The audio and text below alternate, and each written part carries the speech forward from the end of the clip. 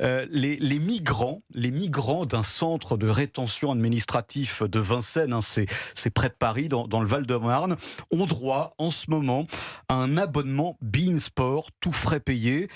Donc c'est vous, c'est moi, c'est vous, chers auditeurs, qui payez. Pourquoi ont-ils droit à cet abonnement ? Eh bien, c'est pour qu'ils puissent regarder la Coupe d'Afrique des Nations. Non, ce n'est pas une blague. Alors, on a vu à l'instant qu'on payait pour les casseurs. Là, on paie pour que ces personnes, la plupart du temps en situation irrégulière, car en CRA, donc, puissent regarder le football. Je veux dire, Alexandre Malafaille, Thomas Bonnet, Lara Tchekhov, Michel Fayad, je ne sais pas. Enfin, je ne sais pas quoi dire à ce sujet, honnêtement. Je ne sais pas quoi dire à ce sujet parce que, en fait, on n'en est pas alors c'est un CRA, pas une prison. Oui. Ce sont des retenus et pas des détenus dans les CRA, mais c'est pas non plus des enfants de cœur parce que s'ils sont là, c'est pas pour rien, c'est qu'ils sont en situation irrégulière. Faut-il ou pas ? Alors, on parle beaucoup du bien-être dans ces centres de rétention administrative, Thomas Bonnet, mais est-ce que là, on pousse pas un peu le bouchon trop loin, quoi ? Écoutez, moi je suis sidéré comme vous par cette nouvelle. Il se trouve que je suis déjà allé dans ce CRA à Vincennes, le visiter en compagnie de députés. Oh, c'est pas le Club Med, hein. Je vais pas vous faire croire que c'est un hôtel Évidemment. 5 étoiles. En revanche, j'ai vu cette salle télé, donc je peux bien imaginer où ont lieu ces visionnages de matchs. Et c'est vrai qu'on a un peu l'impression d'être dans une autre dimension au moment où justement on est là pour essayer de réduire l'immigration, d'expulser davantage. Là, on offre des conditions qui paraissent, c'est vrai, en décalage total avec les Français. J'ai vu moi des retenus, puisque ce ne sont pas des détenus, des hommes, parce qu'il s'agit d'hommes essentiellement, avec des comportements quand même très problématiques. La plupart de ceux qui sont retenus dans les CRA aujourd'hui, il faut bien comprendre, sont ce qu'on appelle des TOP dans le langage policier, c'est-à-dire qui ont causé des troubles à l'ordre public. Ce ne sont pas simplement des gens qu'on a envie d'expulser. C'est pas des voleurs de poules. Voilà. Donc effectivement, il y a une forme de récompense. Après, je me mets à la place des policiers, parce qu'il s'agit de policiers qui travaillent dans ce CRA. Oui. Là aussi, ils achètent la paix sociale. C'est-à-dire que pendant qu'il y a les matchs... Mais comment les blâmer voilà. Mais comment les blâmer ? Moi, je leur en veux pas à eux, parce que je peux tout à fait les comprendre. Après, le signal qui est envoyé, il est désastreux, c'est sûr. Mais voilà, parce que, je vais citer quand même un de mes confrères journalistes, dont je tairai le nom, parce que ce ne serait pas flatteur pour lui, mais c'est un camarade de promo qui, aujourd'hui, travaille dans un média public, et donc dont on devine l'obédience, hein, je vais vous dire ce qu'il a tweeté. On s'indigne, mais dans ces CRA, il y a une surpopulation systématique, seulement quelques tables de ping-pong, aucune intimité car les portes de cellules ne ferment pas à clé, l'angoisse est permanente car ils ne savent pas si demain on va les renvoyer dans un avion. Effectivement, ça serait honteux qu'ils puissent avoir l'outrecuidance de passer un bon moment devant un match de foot. Je ferme les guillemets. Je pense Alexandre Malafaille, s'ils sont là, tout est dit, voilà. À un moment donné, il faut être cohérent. S'ils sont là, c'est parce qu'ils ont fait ce qu'il fallait pour être là. À un moment donné, il faut être responsable de ses actes, et donc le centre de rétention administrative est la porte normalement de retour vers son pays d'origine, parce qu'on a été considéré comme étant expulsable. Et en toute légitimité, toutes les voies de recours ont été normalement purgées. C'est logique. Après, qu'on ait un modèle dans lequel on décide de mettre de l'humanité, on ne peut pas s'en affranchir de ces valeurs. On est tous d'accord. Non, mais c'est pas l'objectif premier. Non, mais on est absolument d'accord. Mais à la limite, pourquoi pas mettre ce que vous voulez dans ce genre de centre ? Mais alors, dans ces cas-là, il faut un minimum d'équité. Moi, si on en met dans les CRA, moi, j'aimerais bien que tous les patients en France, dans les hôpitaux, bénéficient effectivement dans les EHPAD, qu'on leur donne des abonnements à beIN Sport. Parce qu'à un moment donné, pourquoi d'abord eux, avec les moyens de l'État, et pourquoi on ne ferait pas dans les... Parce qu'à l'hôpital, il faut payer sa chambre, il faut payer, il y a un c'est 9 € par jour, la télé, etc. Donc moi, c'est 9 € par jour. C'est cette disparité-là. Alors après la paix sociale, je suis d'accord, mais c'est vrai que le signal envoyé, à un moment donné où beaucoup de gens ont du mal, je trouve que c'est pas, voilà, pour le coup, ça n'est pas juste. Et le signal envoyé, on peut faire le parallèle avec les prisons aussi, et toutes les révélations qui ont été faites cette année autour de tout ce qui a été autorisé aux prisonniers, que ce soit du surf thérapeutique, des sorties massage, de la balnéothérapie, du yoga, et même des cours de danse country qui ont été proposés aux prisonniers. Bon, franchement, ça n'a jamais empêché la récidive, donc on marche sur la tête. Merci Lara Tchekhov. Je pense effectivement que et alors là, on a fait un pas de côté en évoquant non pas les centres de rétention administrative avec Lara, mais les centres pénitentiaires, les prisons. Je ne suis pas sûr qu'on soit dans la prison réparatrice avec tous ces, j'ai envie de dire, avantages, tous ces éléments de bien-être qui sont fournis à ces pensionnaires, Thomas Bonnet? Surtout que dans un cas, on peut évidemment revenir sur ces dispositifs qui, pour certains, sont scandaleux. Enfin, le surf thérapeutique, honnêtement, c'est lunaire. Mais à quoi ça ressemble du surf thérapeutique? Il y avait des massages aussi pour le visage proposés à des prisonniers. Du surf thérapeutique, c'est Charles, quoi? je ne suis pas moi-même surfeur, donc je ne peux pas vous répondre, mais effectivement, je suis heurté. Et d'ailleurs, le garde des Sceaux lui-même avait été heurté, il avait annulé complètement ça. Mais à la limite, quand c'est dans le cadre de la prison, on peut... Et je me fais vraiment là un peu, je pense contre moi-même. On peut se dire bon, il faut éviter la récidive, la réinsertion. À la limite, on peut y trouver un sens. Je rappelle que dans les CRA, la seule vocation des CRA, c'est de retenir des individus qu'on veut expulser avant leur expulsion. Donc il n'y a pas d'idée de réinsertion, il n'y a pas d'idée d'éviter la récidive. Il s'agit simplement de les retenir avant l'expulsion. Donc là, en effet, il n'y a pas de motif valable pour justifier tel ou tel dispositif, sinon parce que la paix sociale. Si je suis un peu trivial et vulgaire, c'est retenu en CRA. Ce qui vont devenir après, pardon, je m'excuse, c'est plus trop notre problème. L'idée, c'est qu'ils soient plus chez nous. Donc effectivement, après, ça ne nous regarde plus vraiment si il récidive de les troubles à l'ordre public. L'idée, c'est qu'ils quittent la France. Michel Fayad, surtout que dans ces CRA, et Thomas Bonnel disait un petit peu, le problème, c'est que dans ces CRA, en fait, ce sont, alors effectivement, des gens qui ne sont pas des enfants de cœur, mais surtout, moi, ce qui m'inquiète énormément dans ces CRA, c'est qu'on ne connaît pas du tout le pédigré de ces gens-là. C'est-à-dire qu'ils viennent, on ne sait pas pourquoi ils viennent chez nous, on sait peut-être qu'ils sont recherchés dans leur pays pour des actes dangereux, délictueux, séditieux. On ne connaît pas toujours leur identité. On ne connaît pas leur identité. Ils fournissent des cartes d'identité. Bon, est-ce que c'est eux? Ils achètent un passeport syrien pour même pas 100 €. Voilà, bah oui, grâce à des passeurs notamment.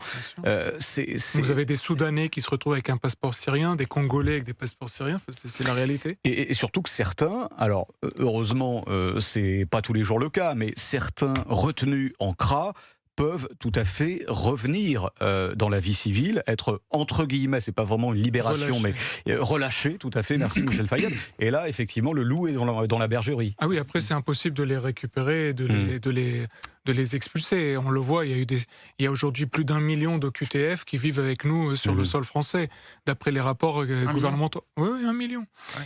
Et c'est pas rien, 1 million. Et l'autre chose qui est importante à dire aussi, c'est que les matchs de la CAN, donc de la Coupe d'Afrique des Nations, parfois ça engendre des conflits, des batailles sur le terrain. Ils s'affrontent parfois parce qu'il y a quelques années, il y avait eu le match Algérie-Égypte qui s'était terminé sur les Champs-Élysées où Algériens et Égyptiens se bagarraient, cassaient et tout. Donc en fait, on ne sait pas si demain ou ce soir, un des matchs engendre un résultat qui ne convient pas à l'un ou à l'autre. Et pour X raisons, et qui commencent à se battre. Et donc, qu'est-ce que ferait la police? Ce serait du travail supplémentaire à la police. Mais les conditions de travail, et Thomas Bonnel disait très bien, les conditions de travail des fonctionnaires de police dans ces structures, les centres de rétention administratifs sont terribles.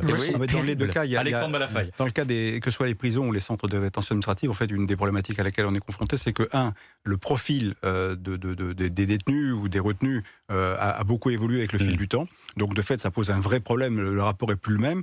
Et donc, de fait, la prison, telle qu'elle était conçue, évidemment, une fonction, une vocation qui est remise en question. Et le deuxième problème aussi, c'est que ces centres ou ces prisons ne sont plus adaptés à la surpopulation. Et pour en avoir visité aussi certaines, je veux dire que les prisons françaises, alors il y a quelques prisons qui ont été rénovées, quelques prisons qui sont neuves, mais dans la plupart des cas, on a affaire à des endroits qui sont non seulement trop habités, si je puis dire, il y a trop de monde à l'intérieur, et en même temps que sont dans un état qui est dégradant. Et donc ça aussi, ça pose une vraie question. On est en Europe, je crois, l'un des pays qui consacre le moins de moyens à ces prisons par habitant, ce qui est quand même malgré tout renvoie. Alors bien sûr qu'on va dire pourquoi il faut payer pour ça, mais il faut payer pour ça parce que ça fait entre guillemets partie des obligations d'un État régalien. Et puis je crois qu'à un moment donné, des prisons dignes donnent un tout petit peu plus de chances de faire un peu mieux. Donc après, on met du palliatif. Vous voyez, une fois qu'on a des prisons qui sont complètement saturées, avec des gens qui sont dans un état de surpression, avec en plus tous les profils qui ont changé, une justice qui essaie de bien faire, alors on invente des trucs et qui parfois sont confinés à l'absurde, bien sûr. Alors effectivement, pas de confusion. Centre de rétention administrative et prison, c'est pas la même chose, mais c'est quand même effectivement un contexte. Vous parliez, Thomas Bonnet, de votre expérience de reporter, donc du côté de Vincennes, effectivement, dans ce centre de rétention administrative. J'ai été il y a 2 semaines, dans une vie parallèle, je suis reporter, et en fait, j'ai été il y a 2 semaines à la prison de Béziers. Et alors, c'est incroyable parce qu'en fait, les détenus, là pour le coup, ce ne sont pas des retenus, mais des détenus. Les détenus publient leur vie quotidienne sur TikTok, c'est-à-dire qu'ils ont des téléphones. Alors maintenant, les téléphones en prison, c'est comme avoir une baguette de pain, c'est très facile de s'en procurer. D'ailleurs, vous vous souvenez peut-être de l'opération Prison Break cette année où on avait récupéré 53 000 appareils et accessoires saisis par l'administration pénitentiaire. Franchement, pourquoi les contrôles sont à ce point défaillants ? Et surtout que là, quand on fait cette saisie, on écope la mer. 53 000 téléphones dans les prisons. Là encore, ce sont des choix. Alors, d'une part, il y a l'évolution technologique qui fait qu'ils se sont fait déborder par les drones, par plein de moyens différents et variés, et que les prisons n'ont pas été adaptées au dispositif. On l'a vu à Dijon avec ce qui s'est passé avec des lames de scie qui sont rentrées puis ils sont évadés. Voilà, donc petit à petit, c'est toujours pareil, glaive bouclier, les prisons rattrapent leur retard, mais aussi on a fait des choix. Les choix politiques, c'est-à-dire d'être beaucoup plus permissif dans la façon dont on accède à un détenu, le fait pour des questions d'éviter de dégrader la personne humaine, plus de fouilles systématiques, etc. À quand une opération place nette, Alexandre Malafaille, dans les prisons? À quand une opération place nette? Avec Gérald Darmanin, c'est pas suffisamment. C'est pas suffisant. Il a eu quelques mois. Faisons l'opération, mais dans ces cas-là, recommençons à mettre des règles à l'entrée qui empêchent que tout ce qui ne doit pas rentrer ne rentre pas. Mais ça, aujourd'hui, vous avez les textes aujourd'hui ne permettent pas de fouiller de manière systématique les gens qui rentrent en prison. J'ai été à la prison de Béziers. Un surveillant pénitentiaire, Alexandre Malafaille, m'a montré sa fiche de paie. D'accord, je suis pas dans le discours syndical à 2 balles, pardon, mais le pauvre gars à 40 ans, il est à 2 000 € par mois. Bien sûr. Et alors, il y a des risques également de mutinerie dans ces prisons. Il y a aussi, vous pouvez être ciblé à l'extérieur. Alors voilà, certains. Alors ça, c'est aussi extrêmement intéressant ce que vous dites, Alexandre Malafaille, parce que certains surveillants pénitentiaires, en plus de gagner un salaire de misère, s'expatrient à 100 km de leur lieu de travail pour éviter de croiser à Auchan, Carrefour ou Lidl des anciens détenus qui seraient sortis. Ou les familles. Voilà, c'est des frais. Enfin bref, et alors en plus des téléphones portables, ils peuvent se faire livrer par drone évidemment des stupéfiants. On se souvient de ce qui s'était passé il y a 1 an à la prison de Nantes où il y avait des centaines de colis qui étaient arrivés par les fenêtres et du coup dans les prisons il y a des brouilleurs de drones mais en fait ça marche pas et ça c'est un secret de polichinelle, personne ne veut le dire. Et même Abdeslam, on a su qu'il était en train de peut-être préparer avec une clé USB. Avec une clé USB, oui. En fait, vous savez, la politique, ce sont des signaux. Et en prison comme en centre de rétention, il faut faire passer un signal de fermeté. Alors, encore une fois, on est sur le volet de la paix sociale, parce que quand vous parlez avec des agents pénitentiaires, et c'est votre cas, ça a été mon cas, parfois, ils préfèrent que le détenu ait un téléphone et fasse pas de problème que de devoir affronter la vraie détention telle qu'elle est censée être exercée. C'est triste à dire, mais c'est aussi une réalité. Je ne peux pas les blâmer. Mais moi non plus, et avec les problèmes que ça peut poser de sécurité, etc. Et oui, sur les centres de rétention administrative dont on parlait tout à l'heure, c'est aussi une question de signal. Quand Laurent Wauquiez propose d'installer un CRA à Saint-Pierre-et-Miquelon, tout le monde lui tombe dessus en disant « Mais qu'est-ce que vous voulez faire ? C'est quoi cette idée ?» Vous voyez, entre installer un CRA à Saint-Pierre-et-Miquelon et installer Bein Sport dans la télévision du CRA de Vincennes, il y a peut-être un juste milieu, il y a peut-être une voie à suivre pour essayer au moins que les ressortissants étrangers sous OQTF n'aient pas forcément envie de revenir dans ce CRA. Et juste, je rappelle, parce que vous en avez parlé tout à l'heure, aujourd'hui, le délai de maximum, c'est 3 mois. Mais vous voyez, on a essayé de l'allonger.